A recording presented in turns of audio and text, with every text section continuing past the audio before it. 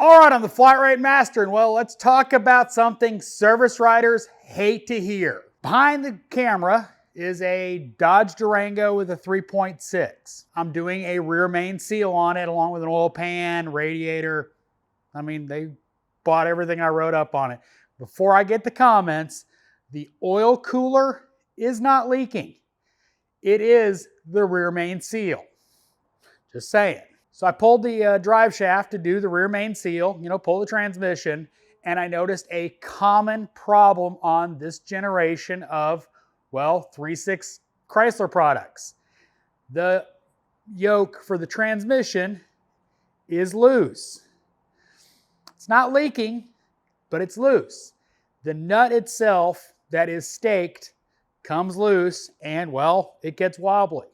So I had to go to my service writer and go, hey, we need to get one of those lock nuts because this is something that could be catastrophic. I had one not too long ago that literally almost came out. It was that far gone. Took a while to get the actual nut because, back orders. Service writers hate to hear there's something else that needs to be done to a car after they've sold it. I've gotten told many, many times, we want to call the customer once, that's it. We don't want to have to call them back. We don't want to have to sell them something else. We want it, one and done.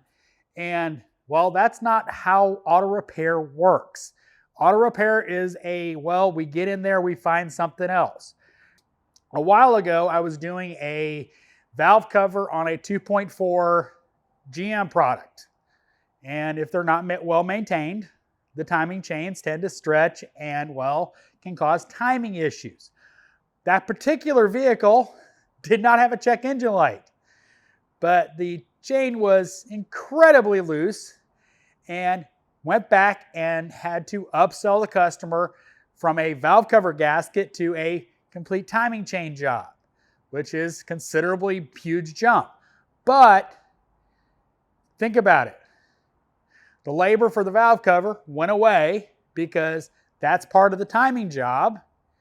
And, they got a better vehicle out of it because I found a potential problem down the line. That is one of the problems that always get pushed back on those kind of repairs is because, you're doing what the car needs. And that's what I push on my channel. I mean, I've talked about it many times.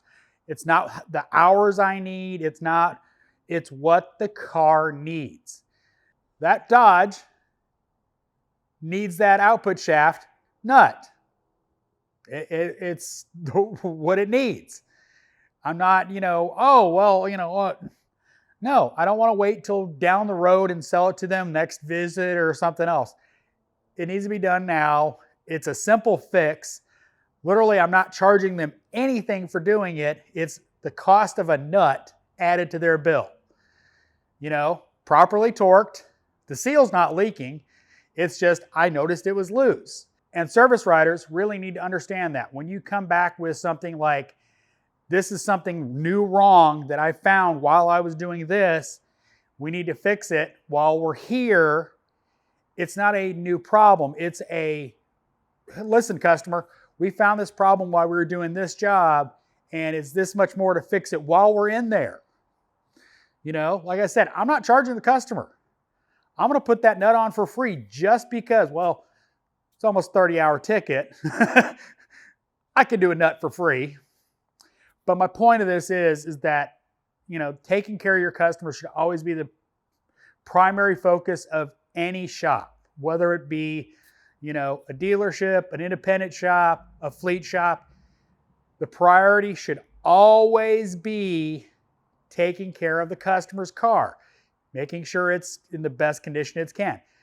Sometimes, as we advise the customer today, it's best to kick a car loose when it's past that point. We had an Odyssey minivan with almost 200,000 miles on it, needing a transmission, and every typical oil leak on an Odyssey van that car had. Valve covers were leaking, the cam block-off plate was leaking, the oil pump was leaking, the oil pan was leaking. Pretty sure the rear main seal was leaking, but I would have done that during the transmission repair anyway, the customer was advised, well, it's time to let it go. So always do what's best for the customer. So as always, thanks for watching. I am the Flat Rate Master.